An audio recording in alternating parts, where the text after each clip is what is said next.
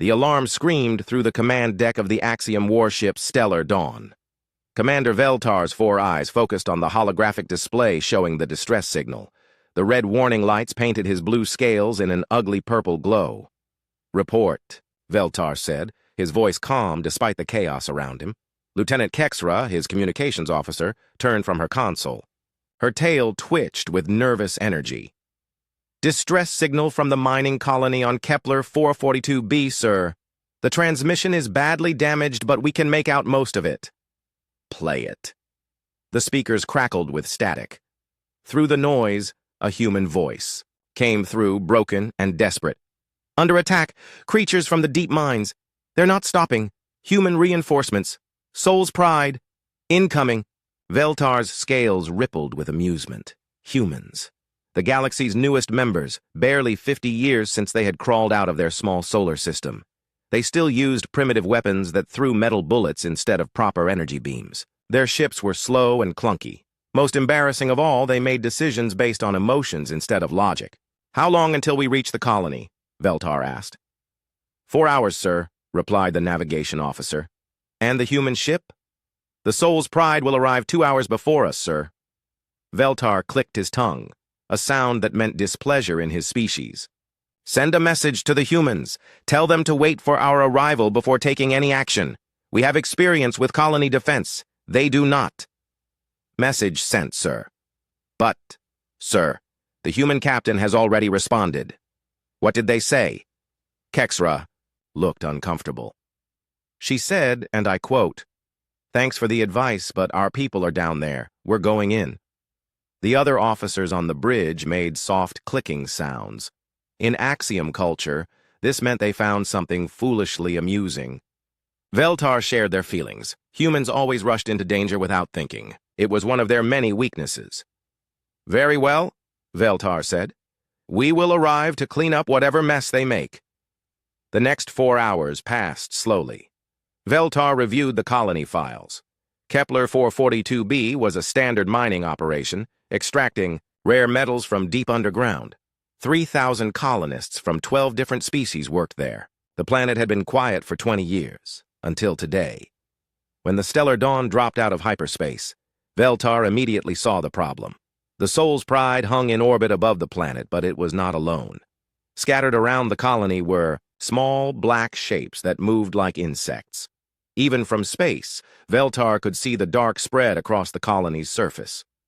"Sir," the sensor officer called out, "I'm reading massive biological activity on the surface. The signatures match hive creatures."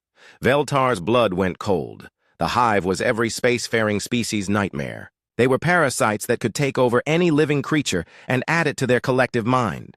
Once they started spreading, they never stopped. The only way to deal with them was complete destruction. "Open a channel to the human ship," Veltar ordered. A woman's face appeared on the main screen. She had short black hair and dark eyes that seemed tired but determined.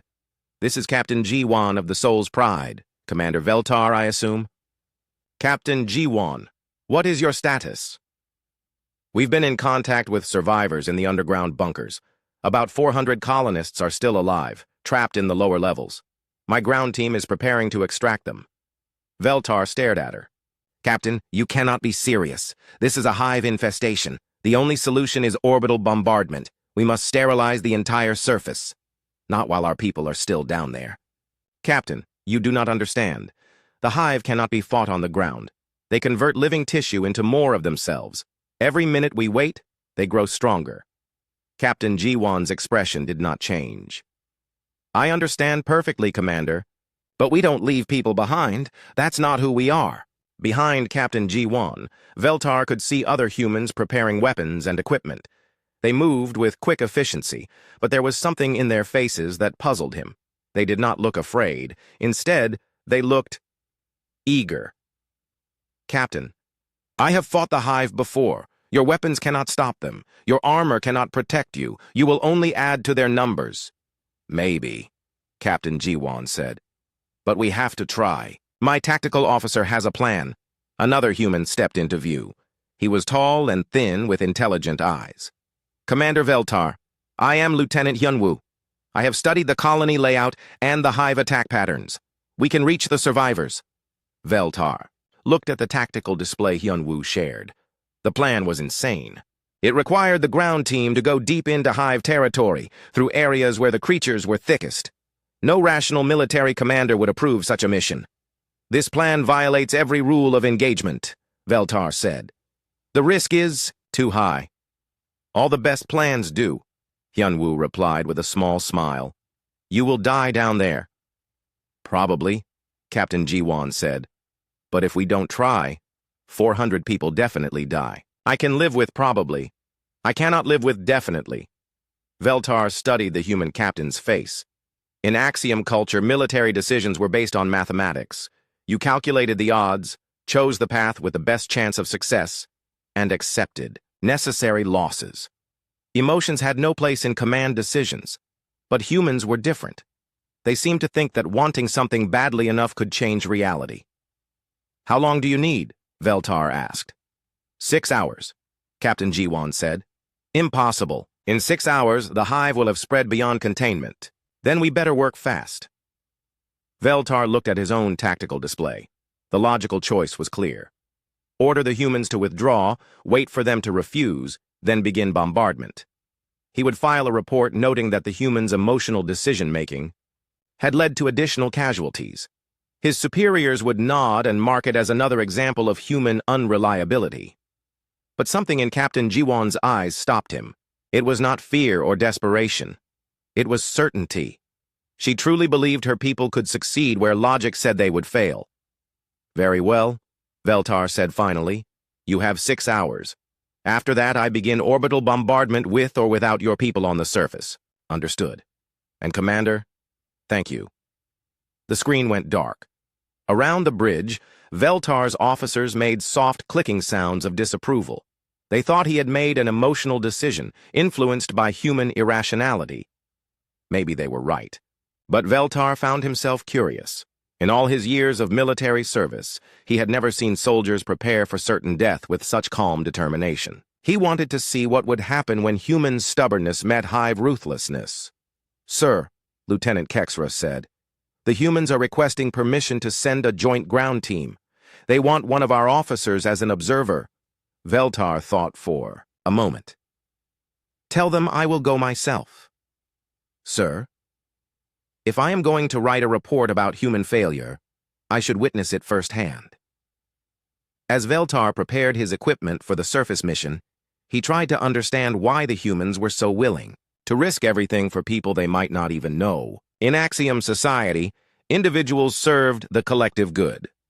Sometimes that meant accepting losses for the greater benefit. But humans seemed to believe that every individual life had value worth dying for. It was inefficient. It was illogical.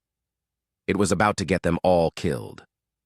Yet as Veltar checked his weapons and armor, he found himself looking forward to seeing how long human determination could last against an enemy that felt no pain, knew no fear, and never stopped coming. He had a feeling he was about to learn something important about the newest species in the galaxy. He just hoped he would live long enough to write his report about it. The shuttle ride to the planet's surface was uncomfortable. Veltar sat between two human marines, studying their equipment with growing concern. Their body armor looked thin compared to his own thick protective suit. Their weapons were simple kinetic rifles that fired metal bullets. His people had stopped using such primitive weapons centuries ago. The human sitting to his left was a woman named Sua. She was cleaning her rifle with steady hands, humming a soft tune under her breath. To his right sat a man called Minho, who was checking explosive charges with the kind of care Veltar's people reserved for delicate scientific instruments. First time working with humans, Commander? Asked Lieutenant Hyunwoo from across the shuttle. Yes, Veltar replied. I have read your species' military files, but I have never seen you in combat. A man named Daeho laughed. The files probably say we're crazy, right? They say your species makes tactical decisions based on emotional responses rather than logical analysis. That's true, Sua said without looking up from her weapon. Logic says we should leave those people down there and blow up the planet, but that feels wrong, so we're going to try something else. Feelings are not a valid basis for military strategy. Maybe not, Minho said, but they're a good basis for living with yourself afterward. The shuttle shook as it entered the atmosphere. Through the small windows, Veltar could see the colony below. What had once been a neat arrangement of buildings and mining facilities was now covered in dark organic growths. The hive had been busy. "Landing in 30 seconds, the pilot called back. Veltar watched the humans make their final preparations.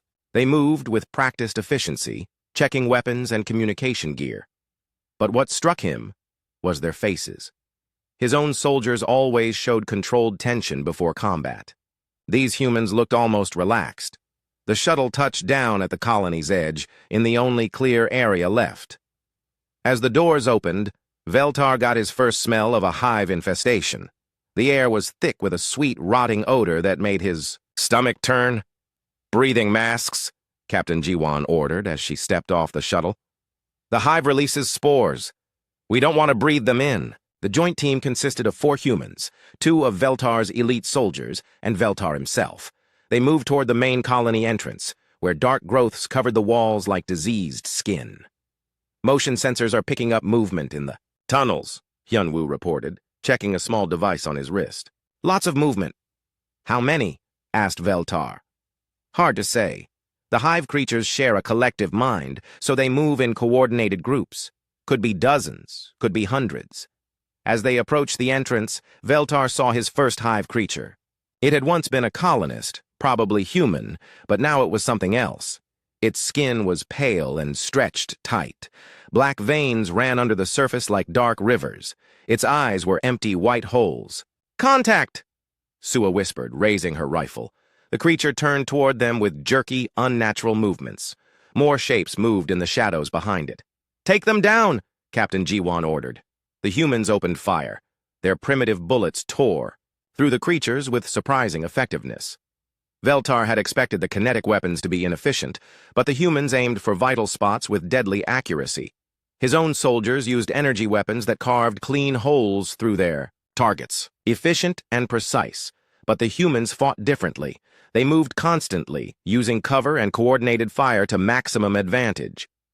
When a group of hive creatures rushed them from a side tunnel, Veltar saw something that made his scales prickle with unease.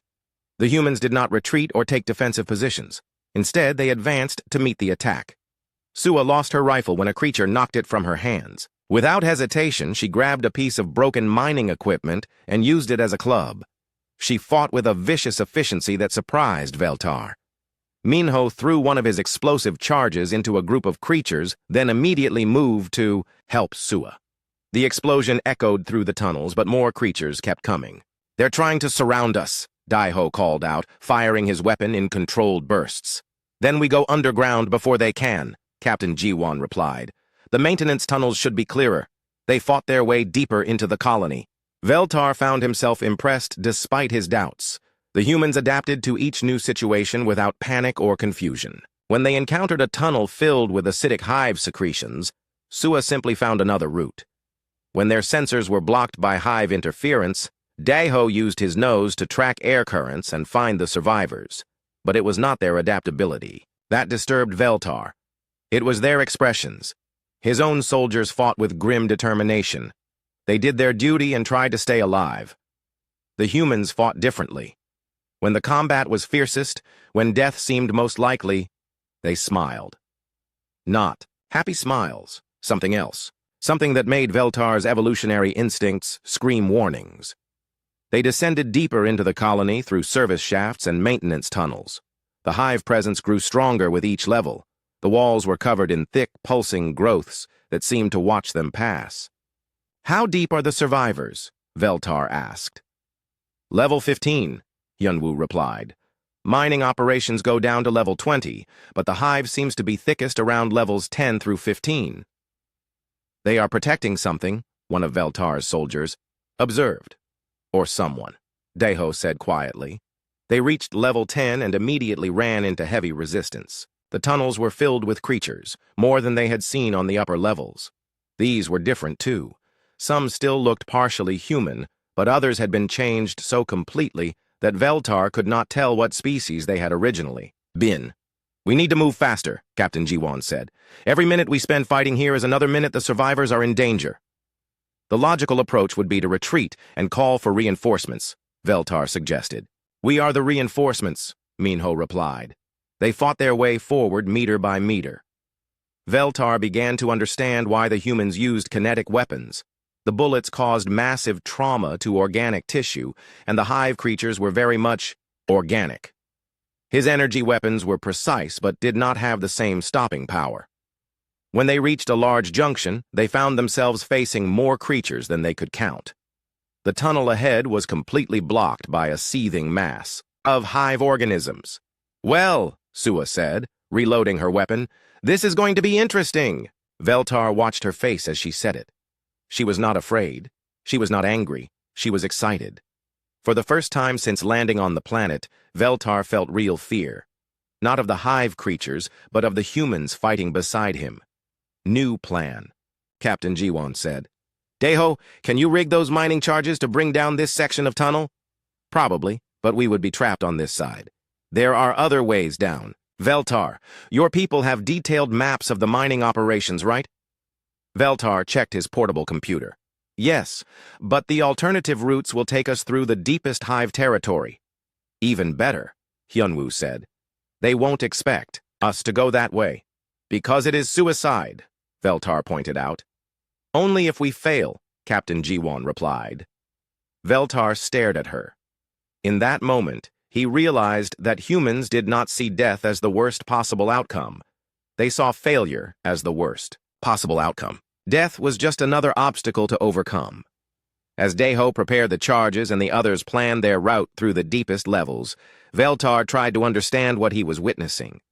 These humans were about to deliberately enter the most dangerous part of the hive territory, not because they had no choice, but because they believed it would help them save people they had never met. The charges detonated, sealing the tunnel behind them. Now they had no choice but to go forward, deeper into the darkness, toward whatever the hive was protecting on level 15. Veltar followed the humans deeper underground, beginning to understand that he was not just observing a rescue mission. He was watching something much more dangerous than the hive. He was watching humans who had decided that some things were worth dying for. The deeper tunnels were worse than anything Veltar had imagined. The hive had been growing here for hours, maybe days. The walls pulsed with a sick organic rhythm. Strange pods hung from the ceiling, dripping thick fluid onto the floor. Stay away from the pods, Captain Jiwon warned. If they break open, whatever is inside them won't be friendly.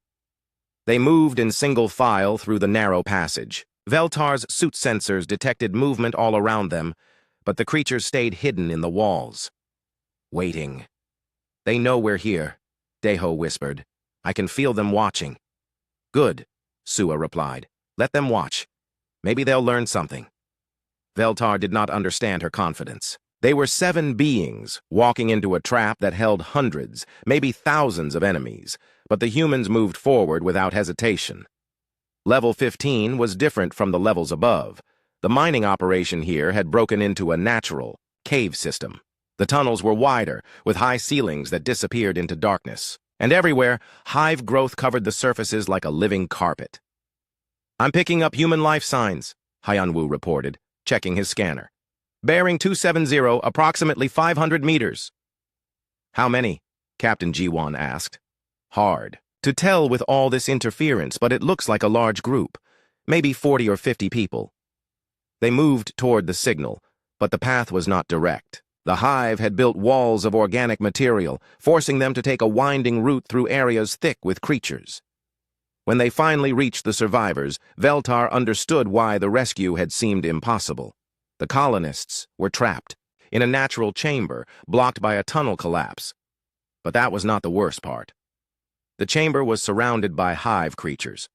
Not just a few dozen, but hundreds. They filled the tunnels leading to the survivors like a living wall. Sir, one of Veltar's soldiers whispered, the mathematics are clear. We cannot fight through that many enemies. Veltar agreed. Simple calculation showed that 7 beings could not defeat hundreds, no matter how well trained or equipped they were. But when he looked at the humans, he saw something that defied mathematics. Count again, Captain Jiwon said quietly. Ma'am? You Said 40 or 50 survivors. Count again. Make sure. Hyunwoo checked his scanner more carefully. 37, ma'am. 37 people trapped in there. 37, Captain Ji-won repeated. She looked at each of her team members. 37 people. Men, women, children. 37 individuals who trust us to bring them home. Veltar watched the humans' faces change. Whatever he had seen before, the strange excitement, the willingness to face death, now became something harder and more focused. What's the plan? Minho asked. Captain Ji-won studied the tunnel layout. We need to clear 3 approach routes simultaneously. If we leave any of them open, the creatures will flank the survivors. 3 routes, 7 people, Daeho said. That's not enough. It will have to be enough. Veltar stepped forward. Captain, with respect, this is not possible. Even if we could somehow clear those tunnels, we cannot hold them long enough to evacuate 37 people. Commander, Captain, Ji-won said, in your military experience, what is the acceptable loss ratio for a mission like this? Veltar thought for a moment. For a civilian evacuation under these conditions, acceptable losses would be 70%. If we save 10 or 11 people, the mission could be considered a success. 10 or 11, Captain Ji-won repeated. And the other 26 or 27? Regrettable but necessary casualties. Captain Ji-won nodded slowly. I understand your position, Commander. But humans don't do acceptable losses. We do impossible victories or impossible defeats. Nothing in between. She turned to her team. Hyunwoo, you're the best with explosives after Daeho. Can you seal the main tunnel and hold it for 30 minutes? Alone? Hyunwoo asked. Alone. Veltar watched Hyunwoo consider the question. The main tunnel was the largest of the 3 routes, filled with the most creatures. Sealing it would require someone to get close to the enemy, set charges, and then remain in position to prevent the creatures from clearing the obstruction. Yes, ma'am, Hyunwoo said. I can hold it for 30 minutes. Minho Sua, can you handle the east tunnel? Yes, ma'am, they replied together. Daeho and I will take the west tunnel. Commander Veltar, we need you and your soldiers to extract the civilians once we clear the paths. Veltar stared at her. Captain, you are describing a suicide mission. The 3 tunnels cannot be held by so few people. You're right, Captain Ji-won said. It is a suicide mission, for us, but not for those 37 people. This is not logical. You cannot sacrifice your entire team for— Commander, Captain Ji-won interrupted. Let me ask you something. In your culture, what happens to soldiers who abandon civilians?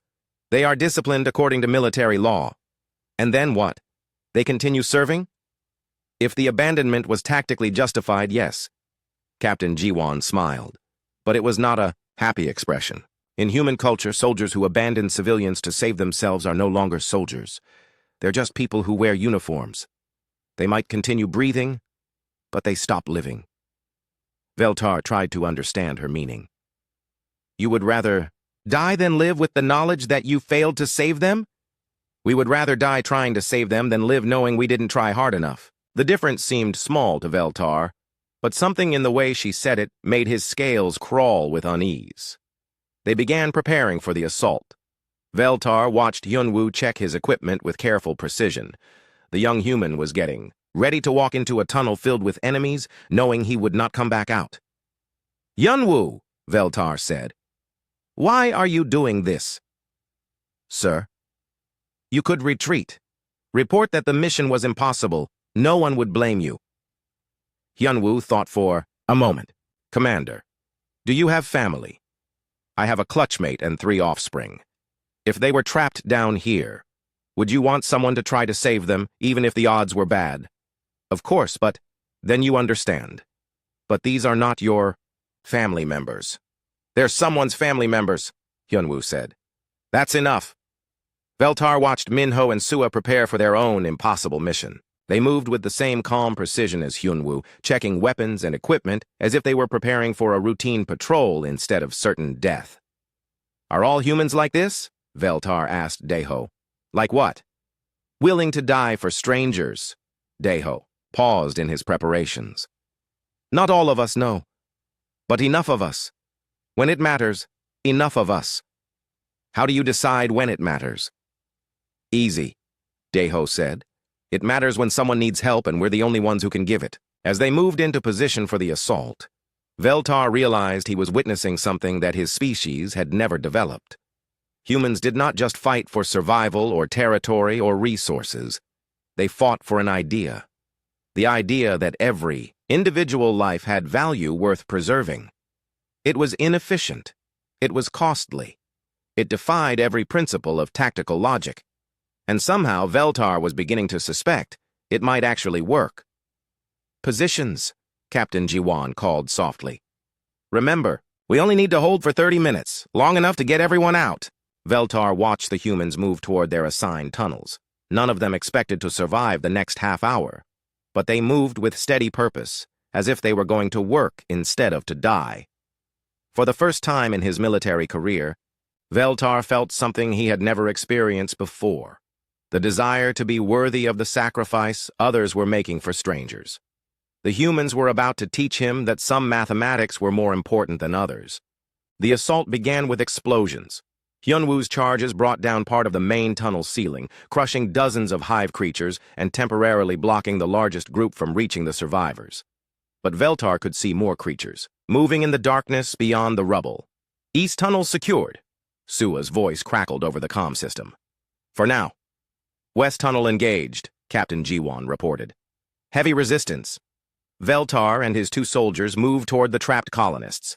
The chamber where the survivors waited was a natural cave formation, about 20 meters across. As they approached, Veltar could hear voices inside, people calling out questions, children crying, someone trying to keep everyone calm. "This is Commander Veltar of the Axiom Coalition," he announced as they reached the blocked entrance. "We are here to evacuate you." "Thank the stars," a voice replied from inside. "We've been trapped for 12 hours. The creatures, they keep trying to break through." Veltar's soldiers began working to clear the tunnel entrance. The collapse that had trapped the colonists was not complete. There was a gap at the top, barely wide enough for one person at a time. "We'll have to take them out one by one," one of his soldiers reported. "This will take time. Time we may not have," Veltar replied, listening to the sounds of combat from the three tunnels. The first colonist to come through was a young human girl, maybe 8 years old. She was scared but quiet, clinging to a small stuffed animal. Veltar found himself carefully lifting her down from the gap, surprised by how fragile she felt. "What's your name?" he asked gently. "Yuna," she whispered. "Are the monsters gone?" "We're working on it," Veltar said. It was not exactly the truth, but it seemed to comfort her. More colonists came through the gap. Humans, axioms, even a few members of species Veltar did not recognize. Many were injured, some could barely walk. All of them looked at Veltar and his soldiers with desperate hope. "How many humans are fighting out there?" asked an older human man as Veltar helped him down from the opening. "4," Veltar replied. "4? Against all those creatures?" Veltar did not answer. He was listening to the radio chatter from the three tunnel teams. "Taking heavy casualties here." Minho's voice was strained. "They just keep coming." "Hold your position," Captain Jiwan ordered. "We need more time." "West tunnel getting overrun," came Daeho's voice. "Sir, we can't hold much longer." Over the main tunnel, Veltar could hear the sound of continuous weapons fire and periodic explosions. Hyunwoo was still fighting, alone against impossible odds. "Commander," one of the colonists asked, "shouldn't we send help to the humans?" Veltar looked at the speaker, a middle-aged Axiom woman with mining company insignia on her clothes. "The plan requires us to evacuate civilians first." "The plan is going to get those humans killed," she said bluntly. "Yes," Veltar agreed. "It probably is." The woman stared at him. "And you're okay with that?" Veltar paused in helping another colonist through the gap. The question bothered him more than he expected. It is their choice. Their choice to die for us? Their choice to attempt an impossible mission. As they continued the evacuation, Veltar found himself carrying Yuna. The little girl had been injured when the tunnel collapsed, and she could not walk on her own. She wrapped her arms around his neck and spoke quietly to him about her pet, Cat, who was back on her home planet. "Snuggles is orange and white," she said. When I get home, I'm going to give him the biggest hug. I'm sure you will, Veltar replied, though he was not certain any of them would survive long enough to see home again. Are you scared? Yuna asked. The question surprised him. Yes, he admitted. I am. It's okay to be scared, she said. My mom told me that brave people are just scared people who help anyway. Veltar thought about her words as he carried her toward the evacuation route. Over the radio, he could hear the human soldiers fighting for their lives. Main tunnel compromised. Hyunwoo's voice was calm despite the sounds of battle behind it. They're breaking through the debris. I'm going to detonate the backup charges. Hyunwoo, wait, Captain Jiwon called. That will bring down the whole section. You won't be able to get out. I know, sir. Make sure everyone gets home. The explosion shook the entire tunnel system. Dust and debris rained from the ceiling. When the rumbling stopped, Hyunwoo's radio signal was gone. Veltar saw something he had never witnessed before. The human colonists in the evacuation group stopped moving. Some of them were crying. Others just stood quietly, staring at nothing. He's gone, one of them whispered. Hyunwoo is gone. He stayed behind so we could escape, another said. Veltar watched their faces. These humans were grieving for a soldier they had never met, who had died to save them. In Axiom culture, military sacrifice was respected but not mourned. Soldiers did their duty, and civilians continued their lives. But humans seemed to feel the weight of every sacrifice made on their behalf. Keep moving, Veltar ordered gently. He bought us time. We must not waste it. They reached the first checkpoint, a wider area where they could rest briefly. 23 colonists had been evacuated so far. 14 more were still trapped in the chamber. East tunnel failing, Sua's voice came over the radio. We're falling back to secondary position. Copy, Captain Jiwon replied. How long can you hold? Maybe 10 minutes. Minho took a hit. He's bleeding badly. Veltar looked at his soldiers. Can we speed up the evacuation? Not without risking civilian casualties, sir. Some of them are badly injured. Veltar made a decision that surprised him.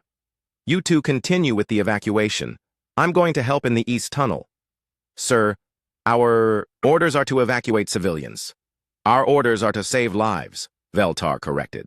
The humans are saving our lives. We should return the favor.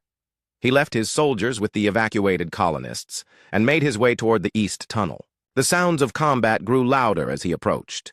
Energy weapon fire, explosions, and underneath it all, a sound that made his scales crawl, the chittering of hundreds of hive creatures. When he reached the tunnel, he saw Minho slumped against the wall, clutching a bloody wound in his side. Sua was still fighting, but she had fallen back almost to their position. The tunnel beyond her was filled with creatures. Commander, Sua called when she saw him. You should not be here. Neither should you, Veltar replied, taking position beside her. But here we are. He opened fire with his energy weapon, cutting down creatures as they charged through the tunnel. Sua reloaded her kinetic rifle and resumed firing. Why? She asked between shots. Why what? Why did you come help? Us? Your people would have evacuated the civilians anyway.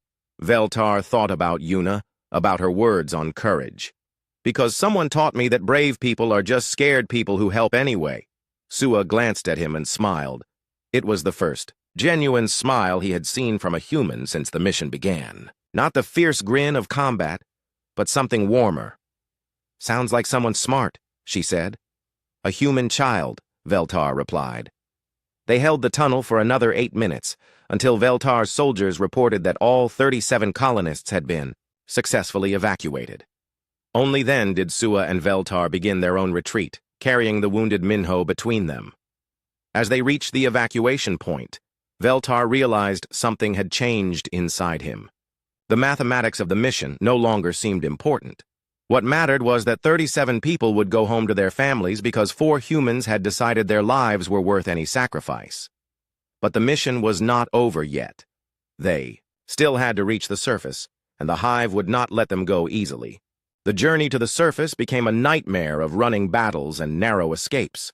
The hive had learned from their losses in the deep tunnels. Creatures now attacked in coordinated waves, trying to separate the evacuation group and pick off stragglers. Veltar found himself at the rear of the group, helping the wounded and making sure no one was left behind. The little girl Yuna rode on his shoulders, still talking softly about her cat to keep herself calm. "We're almost there," she whispered to him during a brief rest. "I can smell fresh air." She was right. They were close to the surface, but the final approach would be the most dangerous. The main tunnel leading to the surface was wide and straight, perfect for the hive to mass their creatures for one final attack. "Sir," Captain G1 called back to him, "we have a problem." Veltar moved forward to see what she meant. Through the tunnel ahead, they could see daylight. But between them and freedom was a solid wall of hive creatures, hundreds of them, packed so tightly that the tunnel looked like it was filled with black water. "They're waiting for us," Deho observed. "They know this is the only way out." "Can we go around?" asked one of the colonists.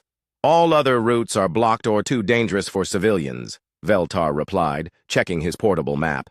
Captain G1 studied the situation. "How much ammunition do we have left?" The answer was not encouraging. They had been fighting for hours and supplies were running low. Even with perfect accuracy, they did not have enough bullets to clear the tunnel. "Maybe we can call for orbital support," suggested one of Veltar's soldiers. "Not with civilians this close to the surface," Veltar replied. "The bombardment would kill us all." As they considered their options, Veltar noticed something strange. Minho, despite his injury, was smiling again. Not the fierce combat grin, but something else, something peaceful. "Minho," Veltar said, "what are you thinking?" "I'm thinking about my grandmother," Minho replied. "She used to sing to me when I was scared. Old songs from Earth, from before we went to space." "Why are you thinking about that now?"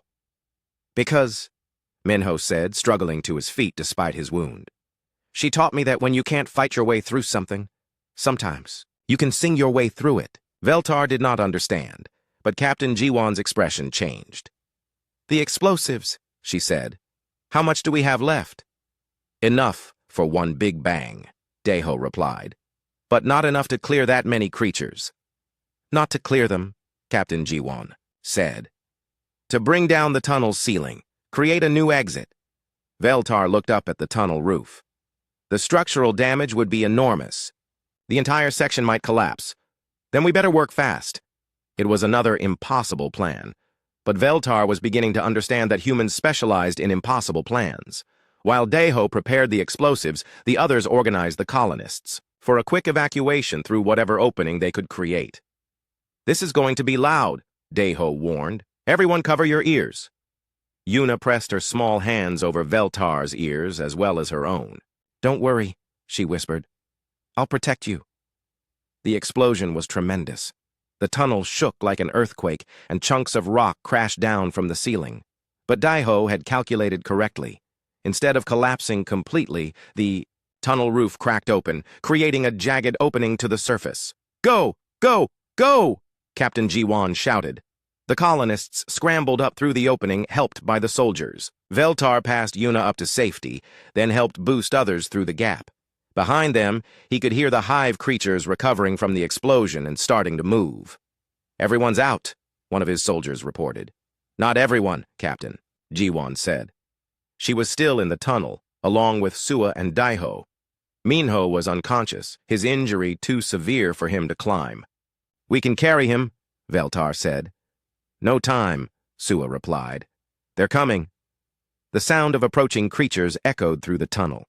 In seconds, the remaining hive forces would reach them. "Give me the detonator," Captain G1 said to Deho.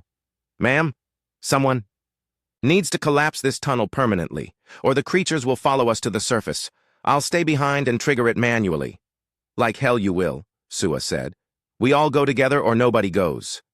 Veltar stared at them, even now facing certain death. The humans were arguing about who would sacrifice themselves for the others. "There is another way," he said quietly. They looked at him. "My ship can provide precision orbital strikes. If I can guide the targeting, we can seal the tunnel from the surface. The accuracy required would be," Deho began. "Impossible, yes," Veltar finished. "I'm learning that humans are not the only ones who can attempt impossible things." They carried Minho up through the opening together. As they reached the surface, Veltar could see his ship in orbit overhead. He activated his emergency beacon, transmitting targeting coordinates. "Orbital strike incoming," he announced. "Everyone take cover." The energy beam from the stellar dawn struck the tunnel entrance with surgical precision. The entire underground complex collapsed, sealing the hive creatures permanently below ground. In the aftermath, as they waited for evacuation shuttles, Veltar sat with the rescued colonists. Yuna had found her way back to his side, still talking about her cat. "Commander," Captain Jiwan approached him. "Thank you. For everything." "I should be thanking you," Veltar replied. "All of you. You accomplished something my military manual said was impossible." "Which part?" "0 casualties. 37 civilians rescued, all soldiers returned alive." Captain Jiwan smiled. "We didn't all come back. Hyunwoo made a choice," Veltar interrupted. "He chose to save lives at the cost of his own. In my culture, we would call that the highest form of military honor. In our culture, we call it Tuesday," she replied. As the evacuation shuttles arrived, Veltar helped load the colonists aboard.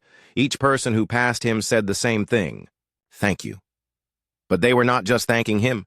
They were thanking all the soldiers who had risked everything to save them. Later, aboard the Soul's Pride, Veltar sat in the ship's observation lounge trying to write his report. How could he explain what he had witnessed to his superiors? How could he describe soldiers who fought not just for victory, but for the idea that every life was worth saving? "Having trouble with your report?" Captain Jiwan asked, joining him at the window. "Yes," Veltar admitted. "How do I explain that humans are not the primitive species we thought you were?" "What kind of species did you think we were?" "Emotional. Irrational. Governed by feelings instead of logic." Captain Jiwan poured herself a cup of coffee and offered one to Veltar. "And now?" "Now I think that logic without emotion is just mathematics. And mathematics never saved anyone's life." Through the window, they could see human children playing in the ship's corridors while their parents worked to rebuild their lives. The colonists had lost everything on the planet below, but they were alive. They were together. They would continue. "Commander," Captain Jiwan said, "can I ask you something?" "Of course. When you first saw us preparing for the mission, what did you think would happen?" Veltar considered the question. "I thought you would all die heroically and accomplish nothing. I came along to document human foolishness for my report." "And what will your report say now?" Veltar looked at his blank computer screen, then at the families around them, then back at Captain Jiwan. "It will say that the day I fought beside humans was the day I learned what real courage looks like. Not the absence of fear, but the decision that something else is more important than fear." He paused, then continued. "It will also recommend that the Axiom Coalition revise its assessment of human military capabilities. Your species does not fight wars the way we do. You fight for people, and that makes you far more dangerous than any weapon." Captain Jiwan smiled. "Dangerous to our enemies, maybe." "No," Veltar said quietly. "Dangerous to anyone who has forgotten why wars are worth fighting in the first place." 6 months later, Veltar would request transfer to the human fleet. He would learn to drink coffee, to understand human humor, and to recognize the sound Hyunwoo had been humming in those final moments, a lullaby that appeared in human music across all cultures. But that night, sitting in the observation lounge of the Soul's Pride, he simply watched human families rebuild their lives from nothing and marveled at a species that could make hope out of disaster. The little girl Yuna found him there later, curled up in his lap as he finally wrote his report. She was asleep, dreaming of her orange and white cat, secure in the knowledge that there were people in the universe willing to fight impossible battles to keep children safe. Veltar finished his report with a single line that would puzzle his superiors for years to come. "Recommend immediate alliance with human forces. They are what we could become if we remembered how to care more about others than ourselves." Outside the window, the stars looked different than they had before. Not empty points of light in the darkness, but destinations where people lived and loved and sang lullabies to their children. The day he fought beside humans was indeed the day Veltar learned real dread, not the fear of death, but the fear of a universe where no one was willing to sing in the darkness for someone else.